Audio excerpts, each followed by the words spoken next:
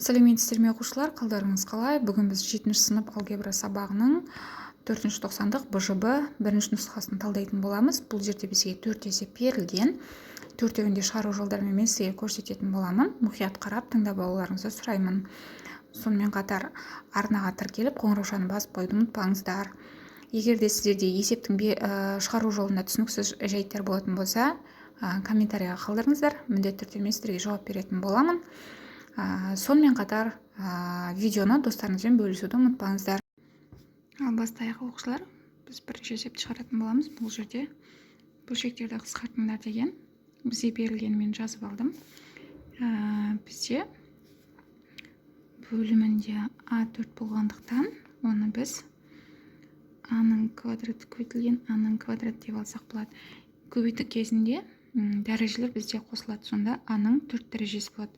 Мұнан да тура солай жасап алсақ болады. А-ның квадраты көбейтілген А-ның 1 дәрежесі деген, яғни 1 бұл жерде жазылмайды. Минус 2 А-ның квадраты тең арғай жазайық. Мына жерден біз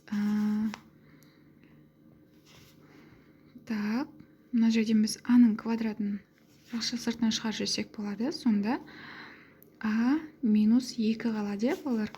А квадрат көбейтілген А квадрат.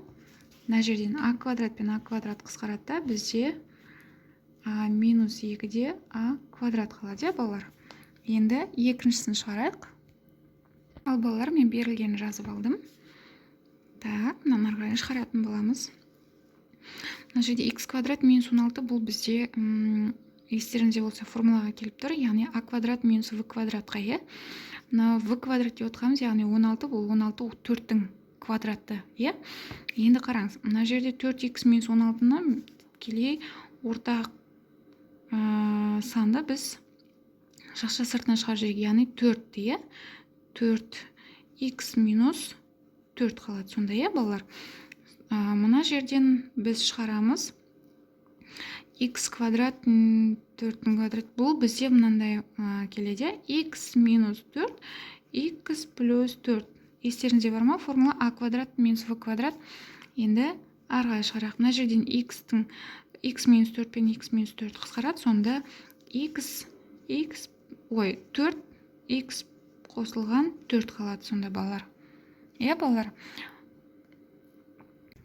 Екіншін шығарақ, балалар. Бұл жерде бізде амалдарды орындаңдар деген, яғни біз бөлімдердің ортақ еселігін алатын болсақ, яғни бөлімдер әртүрлі кезде біз көбейтіндей түрінде аламыз, аламыз, яғни мына жерде бізде х минус 1-ді береміз, мына бөлшекке біз х-ті береміз, сонда 3х минус 1 қосылған 4, х-ті алдынан шығарып жейік, х 4х минус 3, балалар, тең арғай орындайтын боламыз. Бұл кезде біз 3-ті х-ке көбейтеміз, одан кейін 3-ті 1-ге көбейтетін боламыз. Сонда бізде 3х минус 3 қосылған, мына жерде де тоже солай. Сонда бізде 4х-тің квадраты минус 3х қалады, балалар.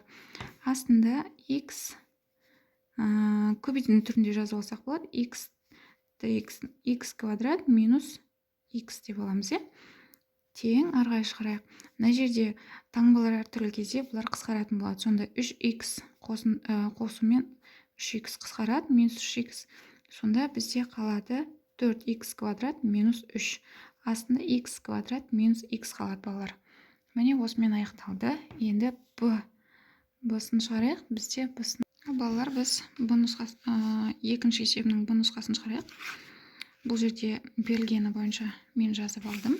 Бөлімдерін қарасаңыздар, ашып көрсетейін сіздерге.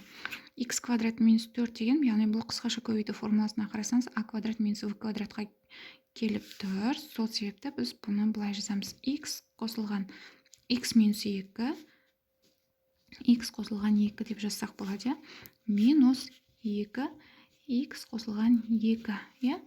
Бұл жерде қарап тұрсаңыздар, біз бөлімдеріне ортақ еселікті алатын боламыз, яғни х минус 2, х қосылған 2. Енді қараңыз, мына бөлімдегіні мына бөлімге бөлген кезде бізде 1 қалады. X минус 2-ні x плюс 2-ні, яғни мына бөлімге бөлген кезде x плюс 2-ге, сонда бізде x минус 2 қалады. Енді қараңыз, мынаны көбейтіп шығайық. Біз x-ті 1-ге көйтсеңіз, x-ті 0 қалады. Минус мына 2x минус 2. Арғай шығарайық. Мына жерден x минус, мынаны бұлай көбейтетін боламыз. Сонда 2x минус 4 болады, балалар. Енді астында тура солай көбейтудің түрінде жазып жүрсек болады. X квадрат минус 4 деп. Тең арғай жазайық. Мына жерден x-тен минус 2x алатын болсаңыз, x қалады. X минус 4, x квадрат минус 4 қалады сонда, балалар.